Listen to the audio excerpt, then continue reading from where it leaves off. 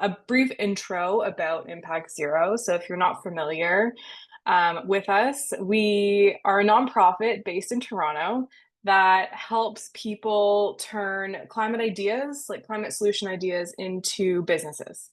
More recently, actually, we've also worked with people that have established businesses as well that are maybe struggling, and we help them figure out their revenue streams using this kind of like sales and go to market training as well. We're going to get right into things. For context, just so you know a little bit more about what we're talking about here. Impact Zero has been working next to founders for the last 5 years, helping them figure out how to build their business, as I mentioned. Originally, we were working a lot on like the operations side, how to actually like implement circular solutions in the space. So if you're using like reusable packaging or if you have a solution for like textile waste, we would help people figure out like how to implement that and to test the technology. But what we've learned over the last 5 years, probably not surprising to people, is that the thing that you actually need to sort out before you do operations is the actual revenue of it all, right? Because you need money to fund what you're working on. And so we have like 40 companies and startups worth of information that we have now packaged into some programs to help people figure out more about how to actually continue to fund their climate work. So we are not new to this. Although the program's new, we are not fresh on the scene. And the reason is because you can't do climate work for free. There's this really strange thing going on that if people are working on climate, they think they have to like do all of the work themselves and not get compensated for it, which is like simply not the case. So hopefully you can take some stuff away from this session that can help you figure out how to actually bring in sustainable revenue, so you can continue to fund the work that you're doing and grow even beyond what your current operations look like, or grow past the biggest idea that you have on your mind. At Impact Zero, we really like B2B models because if you sell to businesses instead of consumers, lots of fun things happen on the financial side. The main point is that if you sell to businesses and if you can figure out, okay, the climate solution that I have, what is the business value of me doing this? You can charge more for that service, right? Because businesses have budgets, they can tap into those budgets and they can, pay you a couple $1,000s instead of maybe like tens or hundreds of dollars like consumers can. The other thing that's really key about B2B models and selling to businesses and not consumers is that it's a lot lower effort to sell to businesses. Because if you think about it, if you can sell a couple $1,000s to a business, you only have to reach out to a handful of businesses until you get that one sale, right? And if you're a solo founder or if you have a very small team, you don't have necessarily all the capacity in the world to reach hundreds and thousands of consumers that will pay you like $10, $20 at a time. You want to focus your efforts really specifically and figure out, okay, what is the business model here for a business customer so you can solve a bigger problem, charge more, get more money, and have a more sustainable business model. To put it into some numbers, because I'm truly obsessed with this, if you think about an average like consumer or like individual customer, you can probably charge them between like $50 and $500. And $500 is really on like the luxury side of things, right?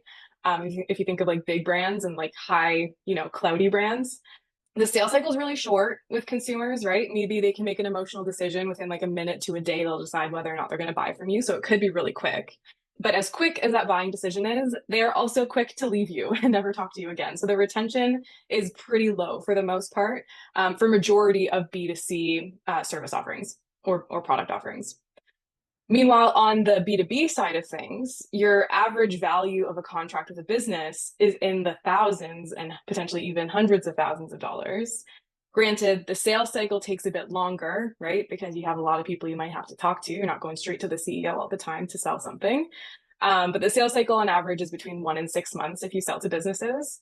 And the retention is really high. So once you sign a business customer, it takes a decent amount of things to go wrong for them to leave you and not talk to you again. There's different ways you can kind of manage the retention rate for business customers, right? You can have like recurring business models by having subscriptions, like monthly or annual type things. And it's just easier to like keep a business customer really, really happy. So then they'll come back to you because you have the time to focus on that one customer and make sure that their experience is really great and that you're solving their problems effectively.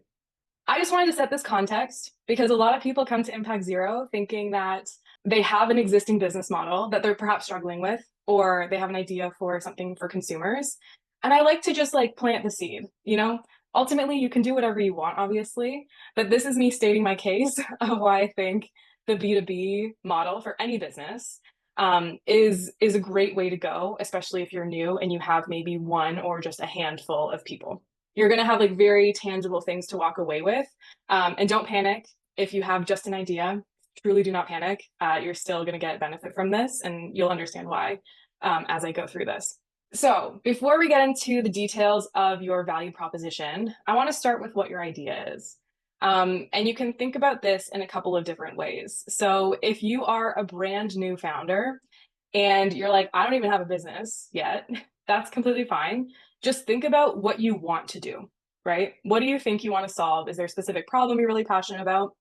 Or is there something in particular that you find yourself coming back to? Like it could be very vague, like textile waste, you know, it could be something really simple like that. If you have a business already in existence, think about like what is the main thing that you do or the impact you want to make in the world or kind of what you have access to already.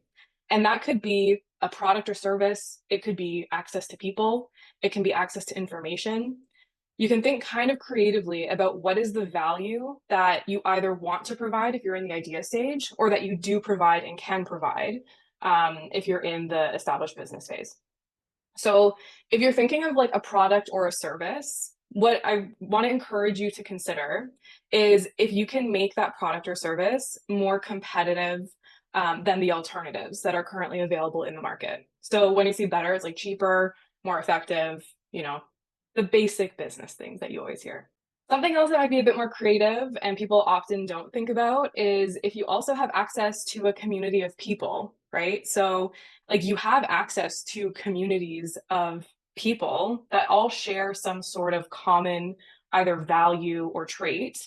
And that has value inherently, right? That you have access to so many people. So that can be some value that you could possibly provide to a customer that we're intentionally keeping vague for now.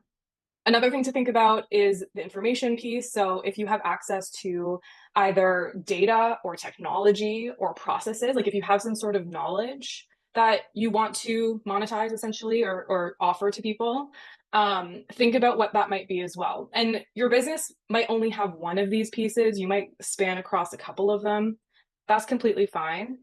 I'm just like encouraging you to kind of percolate a little bit in your mind of what things you could possibly either already offer or what you could offer in the future. Because I don't want you to worry for now about what's like realistic. Right now, this is purely a thought experiment of what is potentially possible if you had everything that you needed based on what you want to do as a founder.